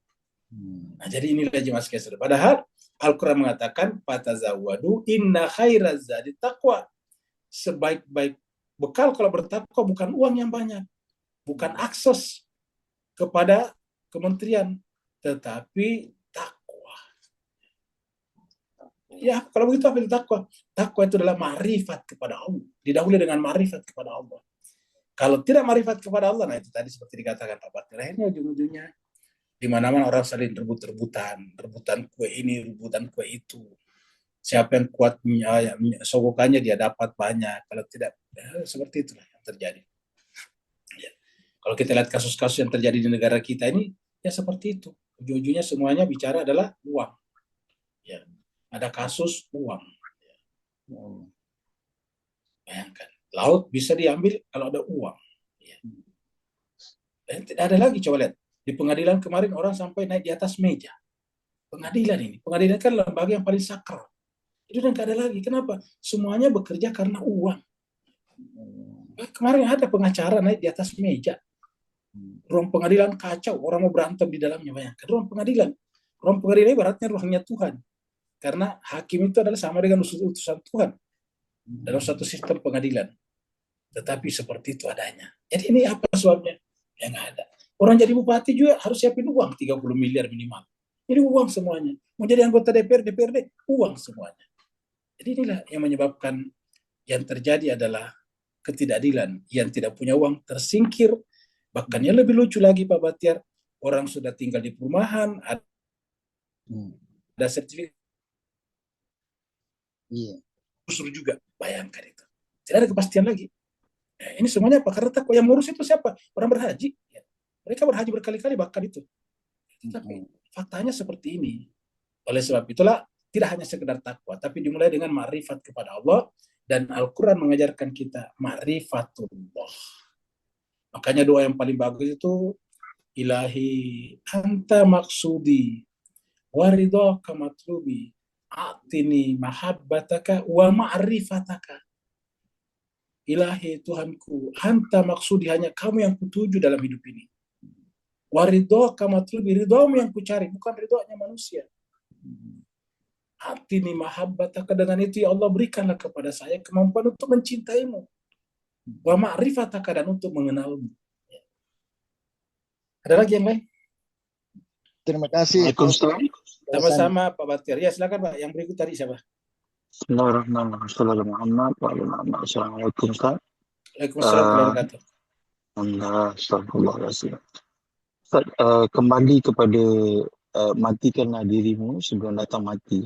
Jadi bagi seorang penduduk sekular yang dikelilingi oleh suasana-suasana yang religious bukan fokus utamanya, maka kalau kita nak kaitkan training sisi irfani tadi daripada level ilmu, kemudian kepada level ainul yakin, kemudian kepada hatta akul yakin, maka bagaimana kita dapat jump the queue compare dengan surah Yasin, datang seorang lelaki yang mana akhirnya terbunuh demi nak membenarkan 3 rasul yang diutus tadi itu. Dan akhirnya Allah nampakkan di alam sana yang lain tak nampak. So, beri pencerahan dan teguran sepanduan supaya kita dapat pencerahan malam ni Ustaz. Barakallahu fi afwan semua. Baik, terima kasih banyak Pak Nur. Jadi jemaah sekalian berbahagia.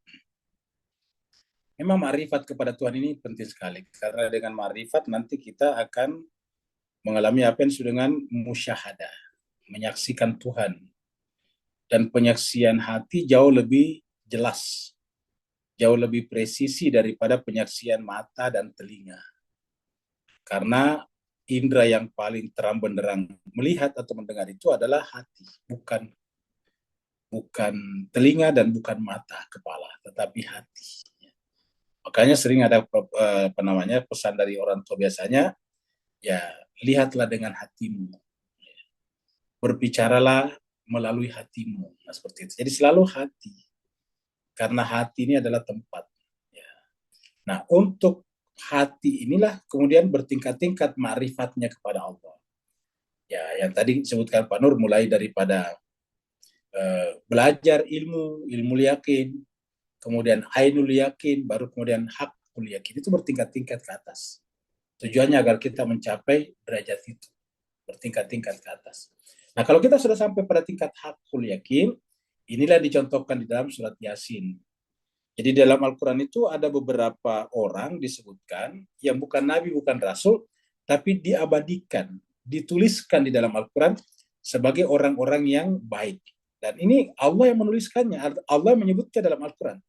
Kan berarti ini pasti seperti itu adanya, bukan dibuat-buat. Karena tidak mungkin Al-Quran dibuat-buat. Jadi ada misalnya seperti Luqman yang bukan nabi, bukan rasul. Yang ditanyakan tadi Pak Nur adalah seseorang yang disebutkan dalam surat Yasin. Ya, kita lihat surat Yasin, surat 36. Ketika kemudian datang seseorang, ya. Nah, jadi dia nih, ya, yang disebut dengan rajulun di sini. Nah, rajulun ini ada orang-orang tertentu di sini. Kata rajulun ini beberapa kali muncul dalam Al-Quran. Artinya bahwa Tuhan tidak memberi nama, Tuhan tidak memberikan identitas yang terbuka, tetapi disebutkan bahwa dia ada rajulun, dia seseorang. Ya, rajulun itu tidak harus laki-laki, seseorang. Ya. Dan kata rajulun ini juga kita temukan nanti di dalam surat 40, waktu orang di dalam istananya Fir'aun. Ada rajulun juga di sana. Ya, sebelum kita lanjut sini, kita lihat dulu di surat Ghafir, ya, surat 40 dulu, surat Al-Mu'min, ya. Ayatnya 26. Ya. Di sini juga ada rajulun di sini. Ya. Mana di sini? 28 ini. Ya.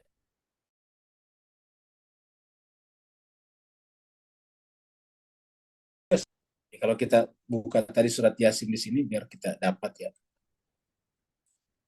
Nah, ini kita lihat Quran, ya. Surat Yasin. Surat 36.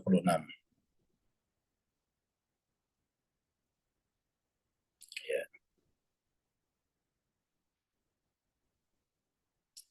ayatnya tadi ini ya. Ayat 20. Mana tadi? Ya, rajulun. Ini sama persis. Surat Yasin ayat 20 ini rajulun. Sini juga adalah rajulun. Sama persis tulisannya nih. Rajulun, ini juga adalah rajulun. Ya, di surat Al-Mu'min ini atau Ghafir ini dikatakan wa qala rajulun mu'minun, berkata seseorang mukmin min ali Fir'aun, dari keluarga Fir'aun. Nah, makanya yang dibicarakan banyak di dalam surat ini panjang ini adalah rajulun mu'minun ini. Makanya surat Ghafir ini namanya surat Al-Mu'min tunggal.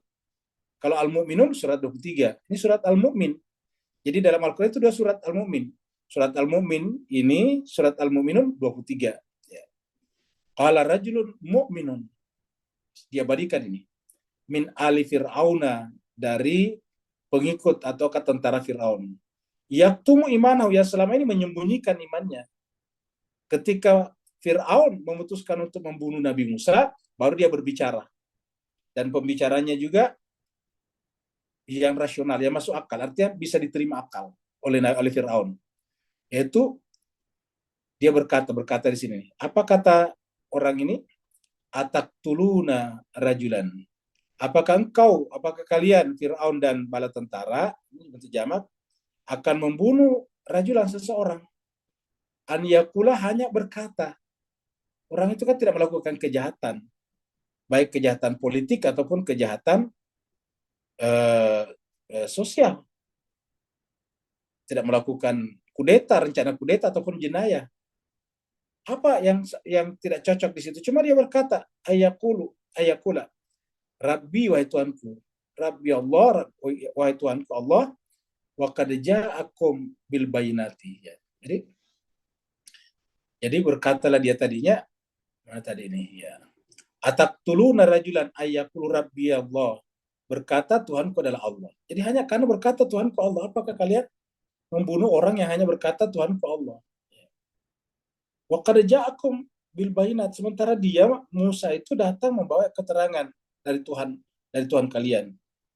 Wa in yaku kadziban, kalau dia berdusta, fa alaihi kadzibu, ya tanggung jawab dia kedustaannya. Kok tidak membahayakan Mesir, tidak membahayakan Fir'aun juga. Jadi kalau dia berdusta, Musa berdusta, ya dosanya ditanggung sendiri. Wa in yaku shadiqan, tapi kalau ternyata dia benar, yasibukum ba'dul ladzi ya'idukum. Maka kalau dia benar berarti kita berada dalam bahaya.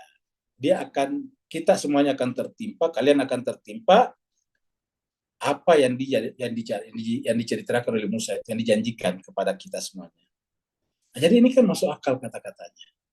Ini rajulun. Nah, ini juga yang ada di surat Yasin. Ketika nabi-nabi tadi itu ditolak, ya, maka kemudian wajah amin aqsal madinati rajulun. Maka datanglah dari ujung kota yang jauh. Wajah amin aqsal madinati, datanglah dari ujung kota, dari tepi kota, rajulun, seseorang, yas'a, terburu-buru, tergesa-gesa, bergegas. Qala, seraya berkata, ya qaumi, wahai kaumku, ittabi'ul mursalin, ikutilah rasul-rasul itu. Ikutilah rasul-rasul itu. Ya, dan apa namanya? Dan orang ini mukasyafah.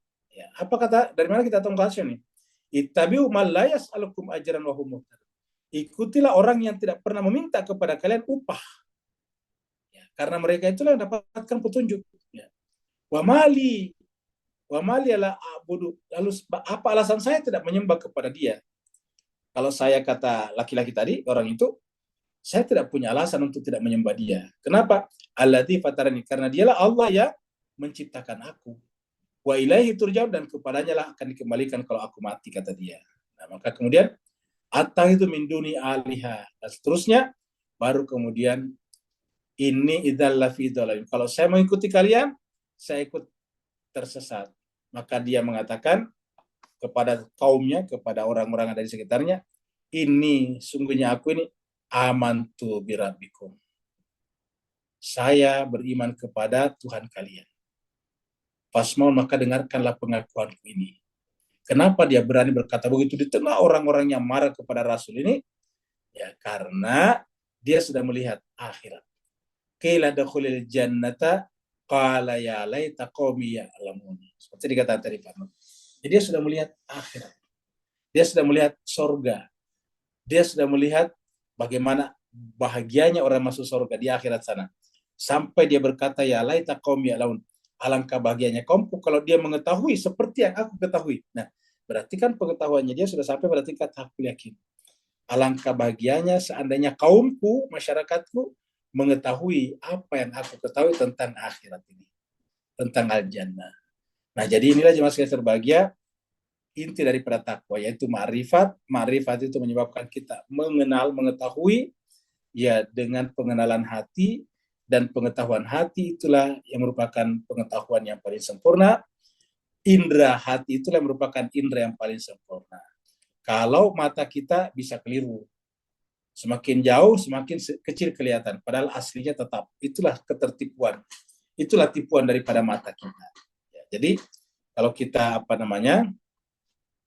melihat dengan mata, cenderung menipu kita. Yang jauh kelihatan kecil, padahal aslinya tetap sama. Bendanya tidak berubah, size-nya tidak berubah. Tapi kalau dia jauh kelihatan kecil, kalau dia dekat kelihatan besar. Kalau tangan tongkat diturunkan ke air kelihatan patah, kelihatan bengkok, tapi sebetulnya tidak bengkok. Itulah kekurangan panca indera kita. Dengan demikian, yang tidak bisa menipu kita sebetulnya adalah hati kita. Yang ada adalah kita bisa menipu hati kita, tapi hati tidak pernah menipu kita. Yang bisa kita, ego kita bisa menipu hati kita, tapi hati tidak akan pernah menipu kita. Saya kira inilah jemaah sekalian pembahasan kita pada malam hari ini. Di chatroom masih ada 2 pertanyaan, Ada lagi ya. Kita ke chatroom dulu ya. Kita ke chatroom dulu ya.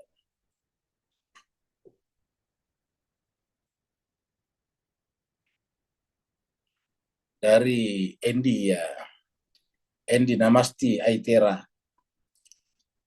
Kan kita sering kali mendengar bahwa janganlah kita selain keridhaan Allah. Benar. Nah, bagaimana kita memvalidasi bahwa apa yang kita kerjakan, lakukan ini termasuk dalam keridhaan Allah? Ya. Yang pertama memang kita dengan sesama manusia susah untuk saling validasi karena kita tidak boleh mencari-cari juga orang lain. Jadi pertanyaan ini sudah benar, yaitu diri kita. Bagaimana kita memvalidasi bahwa apa yang kita kerjakan itu termasuk dalam keridhaan Allah? Satu, yang paling gampang dulu, perbuatan itu bukan perbuatan terlarang. Perbuatan itu bukan perbuatan terlarang. Bahkan perbuatan itu bukan perbuatan yang makruh sebaiknya. Kalau makruh, walaupun tidak terlarang, sebaiknya ditinggalkan. Kalau yang terlarang kan berarti haram. Jadi tidak melakukan perbuatan haram. Kalau berjudi tidak bisa kita memvalidasi ini ridho Allah atau tidak, karena memang salah dari awal. Mencuri misalnya juga begitu. Kalau kita sudah main judi online ya tidak bisa kita mengatakan ini mencari ridho Allah, tidak mungkin, karena itu sudah melanggar. Jadi yang paling pertama kita lihat adalah itu bukan dilarang Allah, atau bahkan yang makruh kita tinggalkan juga. Ya, sebaiknya kita tinggalkan, namanya makruh. Itu yang paling gampang.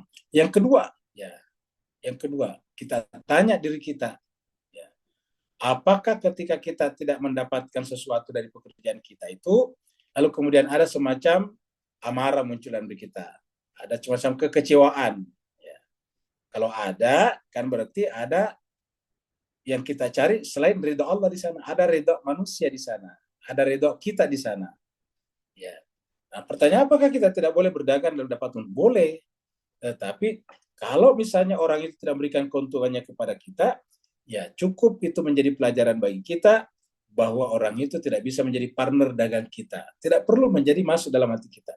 Karena kalau masuk dalam hati kita, namanya mendemotivasi kita.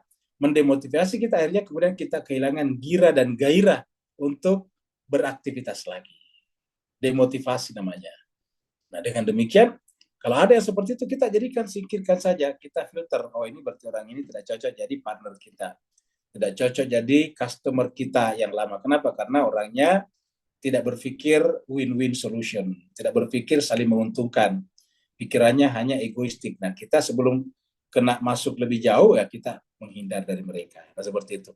Nah, kita jangan sampai tersimpan di hati, karena kalau tersimpan di hati dan akumulatif, bisa menjadi kecewa, bukan hanya nanti menjadi terdemotivasi, bahkan mohon maaf ada yang sampai pada tingkat jiwanya terganggu, bahkan sampai pada tingkat ada yang bunuh diri. Nah, seperti itu. Jadi kita periksa diri kita. Kalau diri kita ada pengaruh-pengaruh di sana, kecewa kalau tidak dapat ini dan itu, nah itu berarti ada di sana. Contohnya kita biasa lihat ada orang pengen jadi anggota DPR ataukah bupati, tidak jadi, sudah mengorbankan segala-galanya. Nah itu kan akhirnya kemudian dia jadi gila misalnya. Bahkan ada yang bunuh diri, ada yang telanjang dan sebagainya.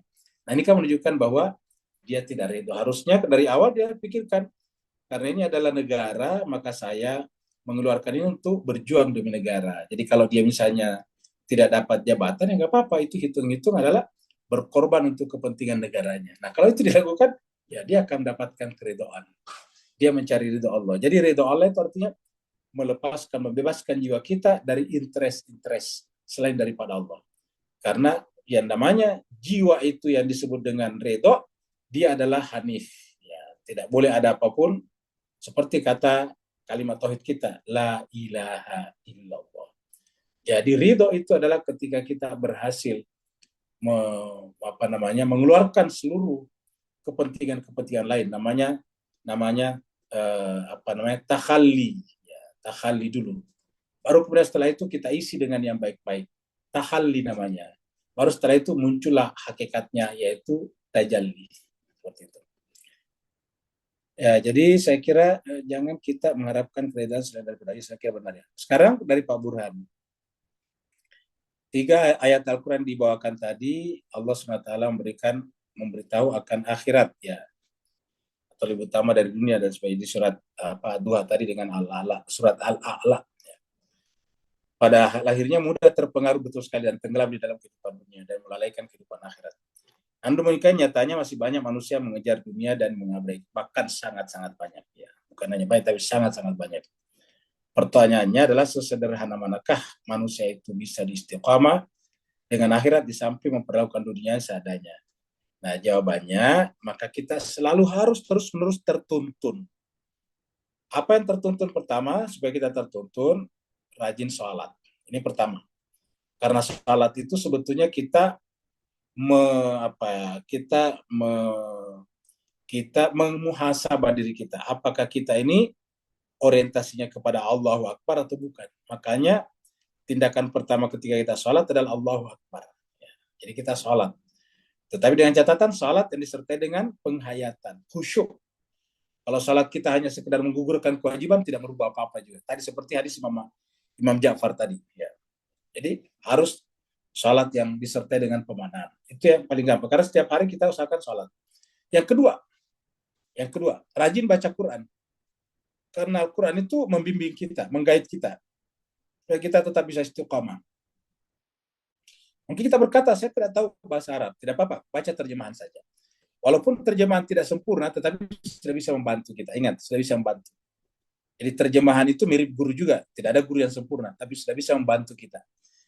Tidak ada guru yang sempurna, kecuali gurunya adalah manusia suci, ataukah maksumin. Nah, itu baru sempurna. Tapi kalau gurunya selain maksumin, ya pasti ada kekurangan-kekurangannya. Nah, begitu ya kita membaca terjemahan, pasti ada kekurangan-kekurangannya.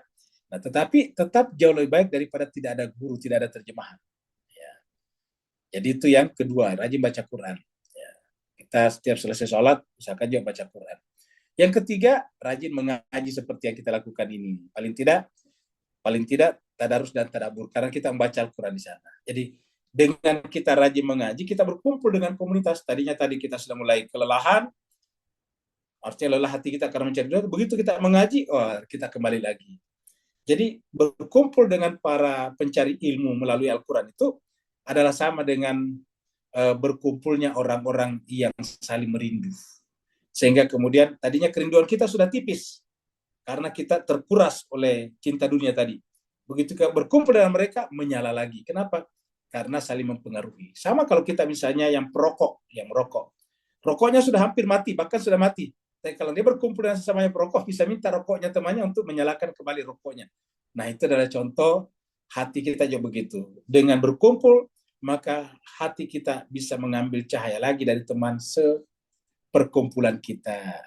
Makanya berjamaah itu dikatakan lebih utama 27 kali lipat daripada sendiri.